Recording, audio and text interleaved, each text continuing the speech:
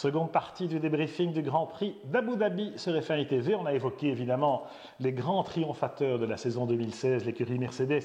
Nico Rosberg, champion du monde, et Lewis Hamilton, que d'aucuns considèrent un peu comme le vainqueur moral, toujours, ou en tout cas comme la référence en F1.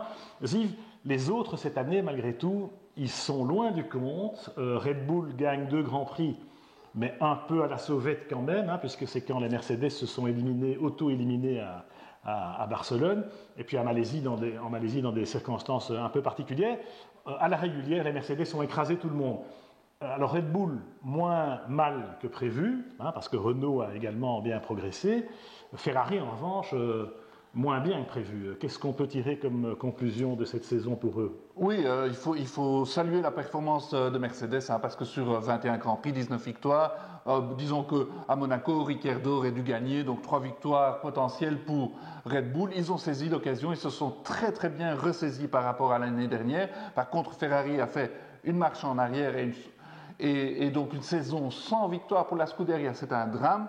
Maintenant, on a remarqué que Kimi Raikkonen s'était fort amélioré par rapport à l'année précédente. Il a fait jeu égal avec Vettel, ce qui est pas mal.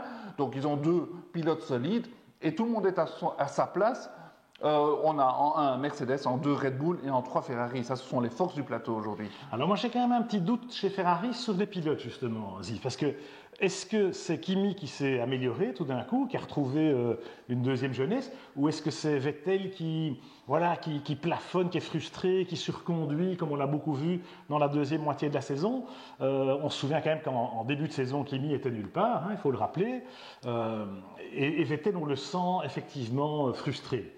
Du coup, moi j'ai quand même l'impression qu'ils ne sont pas toujours au top, même si la voiture ne permet pas d'aller plus vite que la musique.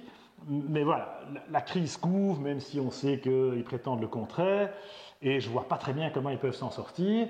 Red Bull est plutôt sur une courbe ascendante, avec Renault qui continue à progresser, avec quand même Max Verstappen, qui est la coqueluche, la révélation encore si besoin en est, avec Daniel Ricciardo qui quand même résiste très très bien à l'ouragan Verstappen, parce qu'encore en qualif à Abu Dhabi, il est devant, et en course, il a de nouveau pas de chance sur la stratégie, parce que il passe derrière Max uniquement à cause des 2 pit stops. Oui, beaucoup de choses à dire là. C'est vrai que Red Bull, ils ont une équipe très très forte de pilotes. Ricciardo est vraiment au top. Il est un des 3-4 meilleurs pilotes et Verstappen s'affirme de jour en jour. C'est vrai qu'il a des progrès à faire en qualif, mais en course, il est extraordinaire. Il a prouvé dimanche à Abu Dhabi en revenant de la dernière place à la 4e place en ne faisant qu'un arrêt. Dernière place où il se met tout seul, en allant en contact avec Hülkenberg, parce qu'il se loupe au départ. Oui, il est encore un peu jeune et on lui pardonne évidemment quelques erreurs. Et l'année prochaine, gageons qu'il aura son mot à dire.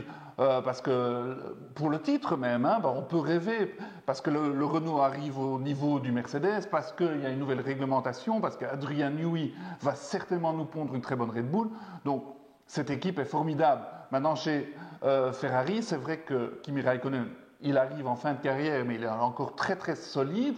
Et Vettel, il est parfait quand tout va bien. Par contre, quand les choses ne vont pas comme il veut, il devient bougon, il devient râleur, il commence à faire des erreurs, il a de la mauvaise foi. Donc on voit 2 faces à Vettel. Ça, c'est chez Ferrari où effectivement les 2 pilotes montrent des faiblesses. Et puis Ferrari, on en reparlera à une autre occasion, mais Ferrari aussi, on se demande quel peut être l'avenir de Ferrari, y compris sur le terrain des pilotes, parce que leur politique est quand même pas claire. On sait qu'ils ont gardé Kimi finalement par défaut, même si Kimi a fait le boulot, il faut pas cracher dans la soupe.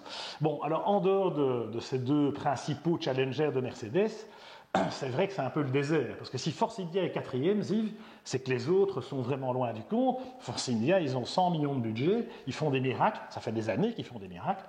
Ils ont des gens intelligents, pragmatiques qui gèrent tout ça. Ils ont 2 pilotes qui sont des super pros.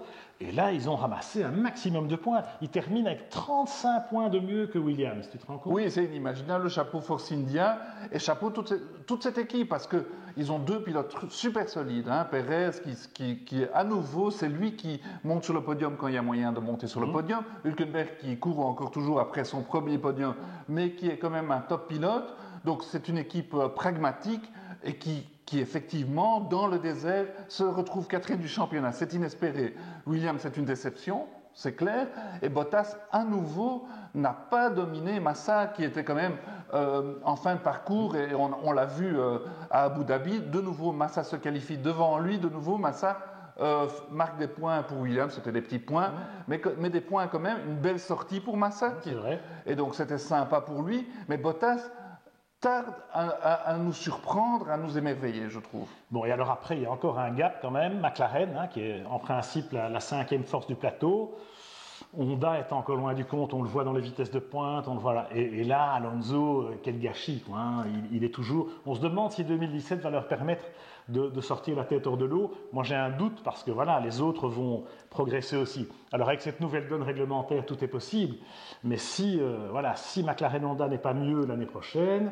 Oui, mais tu as raison d'avoir un doute, Pierre, parce que la rumeur dans le paddock de Abu Dhabi était que les progrès ne sont vraiment pas évidents au niveau moteur pour 2017, parce que tout le monde en est à être très optimiste, hein, comme d'habitude pour 2017, sauf chez McLaren, et les rumeurs sont un peu alarmantes. Et alors on se demande, qui des deux va se lasser le premier, McLaren ou Honda, et vont-ils pouvoir garder Alonso dans ces conditions-là? Donc, les rumeurs... Le premier qui va se lasser, c'est Alonso. Oui, certainement, bah oui.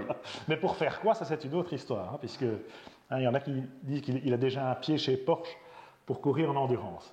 Alors derrière ces 5 top teams finalement, puisque Force India est devenu, 6 même, est devenu un top team par la force des choses, on a un peu des figurants qui se battent pour les petits points. Il y a Toro Rosso, il y a Renault naturellement maintenant qui essaye de progresser. Alors on sait que 2016 a été très dur pour Renault, on en reparlera aussi pendant l'intersaison, on va se retrouver régulièrement sur FNI TV pour évoquer tout ça. Et puis quelques équipes un peu de fond de grille, mais qui font partie de l'histoire de la F1 et c'est important qu'elles y restent. Le fait d'avoir 11 teams, je trouve, provoque un nivellement par le haut, Zif, parce qu'on a vu la bagarre Manor-Sauber, les oblige vraiment à continuer à progresser, quoi qu'il arrive, avec les moyens du bord. Oui, tout à fait, parce que comme on a vu McLaren progresser cette année, malgré tout, ils ont progressé. L'année prochaine, Pierre, Toro Rosso et Renault ont vocation à progresser. Toro Rosso aura le moteur Renault, donc on peut imaginer que chez Red Bull, ils vont faire des économies d'échelle et qu'on aura... La Toro Rosso sera une Red Bull bis avec la même motorisation, donc ils vont progresser. De la même manière, Renault aussi, donc il travaille depuis très longtemps sur le projet 2017. Cyril Abitboul me l'a confirmé à Abu Dhabi. Donc normalement, Renault va faire des progrès avec Hülkenberg qui est comme pilote de pointe. Donc ces deux équipes vont tirer encore ce ventre mou du plateau vers le haut. Donc c'est très prometteur. Et du coup, on peut être un peu inquiet pour les petits poussés, parce que là, c'est vrai que des équipes comme Manor, Sauber ont peut-être un peu plus de mal à garder la tête hors de l'eau, parce que c'est d'abord opération survie. On l'a vu tout au long de cette saison 2016, et on abordera 2017, évidemment, dans les prochaines semaines sur FNI TV.